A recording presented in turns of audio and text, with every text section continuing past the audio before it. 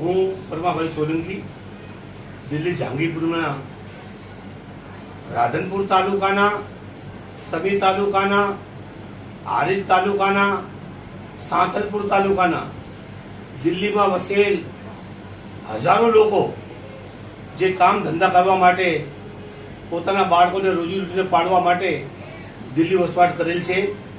અત્યારે હાલ પણ બી લગ્ન પ્રસંગે, મરણ પ્રસંગે કે સામાજિક કોઈ બી કાર્યક્રમ હોય તો અમે ગુજરાતમાં જઈને રાધનપુર તાલુકામાં જઈને કરીએ છીએ. રાધનપુરમાં વસેલા, સમીમાં વસેલા, હારીજ અને સાંતલપુર તાલુકામાં હજારો લોકોની માંગ છે કે દિલ્હી સરાયથી ભુજ જતી ટ્રેન એનું સ્ટોપ રાધનપુર કરવા માટે અમે વિનંતી રેલ મંત્રીને પણ કરી છે. ગુજરાતના અમારા ધારાસભ્ય શ્રી લવનભાઈ ઠાકોરજીને પણ કરી છે.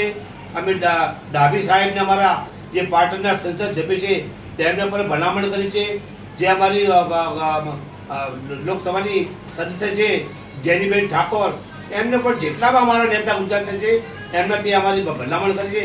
અને આજ પણ રેલવે મંત્રાલયમાં લેટર દઈને અમે આવ્યા છીએ કે આના બારે વિચાર કરે તો સમસ્ત ગુજરાતના અમારા નેતાઓ, દિલ્હીના નેતાઓ, માનનીય રેલ મંત્રી શ્રી સુનિલકુમારજીને પણ અમારા સમાજ વતી આગ્રહ કરીએ છીએ કે દિલ્હી સરાય રોલાથી ભુજ જતી ટ્રેન રાધનપુર સ્ટોપ આપે તો આખી સમાજને ખૂબ આનંદ થશે અને પૂરી અમારી સમાજને આનો ફાયદો મળશે. દિલ્હીમાં લાખો લોકો વસેલા રાધનપુર ઉતરે છે, એ લોકોને આનો ફાયદો મળે તો રેલવે મંત્રી તમામ ગુજરાતના અમારા નેતાઓ, દિલ્હીના નેતાઓથી મારી પ્રાર્થના છે કે દિલ્હી સરાયથી જતી ભુજ ટ્રેનને રાધનપુર સ્ટોપ આપે. પૂરો સમાજ ખૂબ ખૂબ તમારો આભાર છે. ધન્યવાદ. જય હિન્દ, જય ભારત. જય હિન્દ, જય ભારત.